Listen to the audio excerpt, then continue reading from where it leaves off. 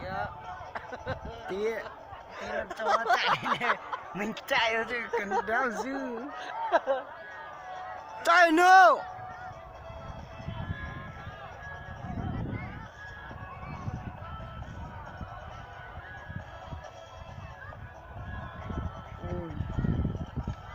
Chứ cho bé giết. Kéo đâu đi.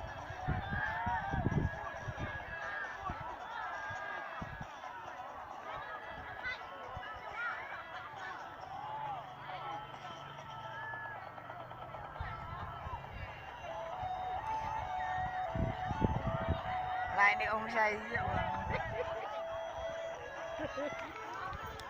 Ôi, không đâu à?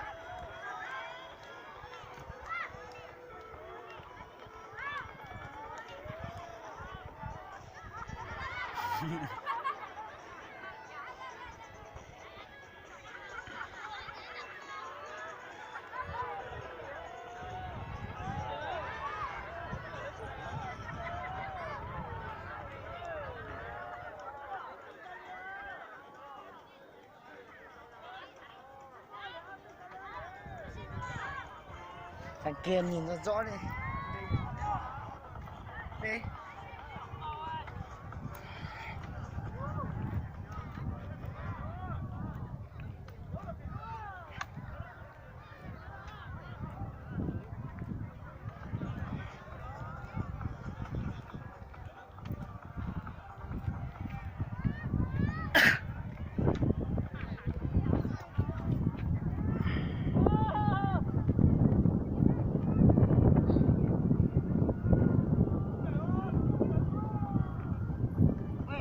Tao vui thế gì?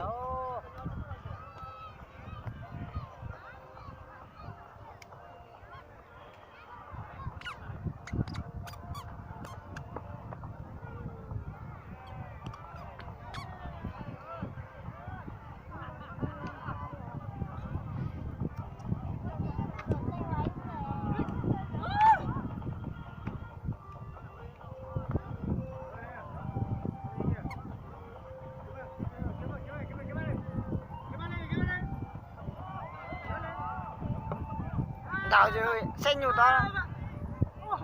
Xem nhiều đâu chủ to. Rồi. Thế này sẽ chống nhau nhá. Con là người để nhất rồi.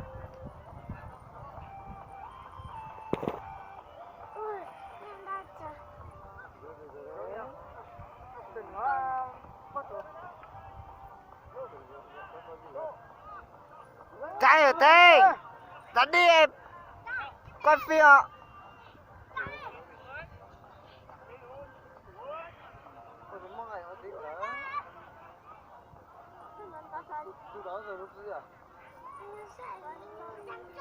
벌써 뭐 나도 이거 건지서?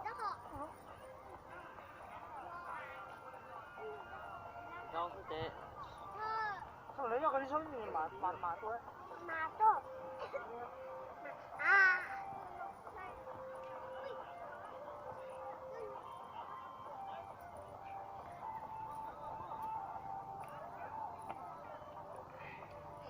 Sao bói vậy? Một cây được rồi thằng nào ơi. Một cây được. Sao có tán này?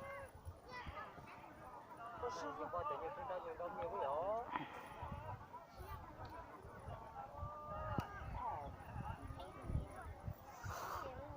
Đó chỉ ví dụ như tôi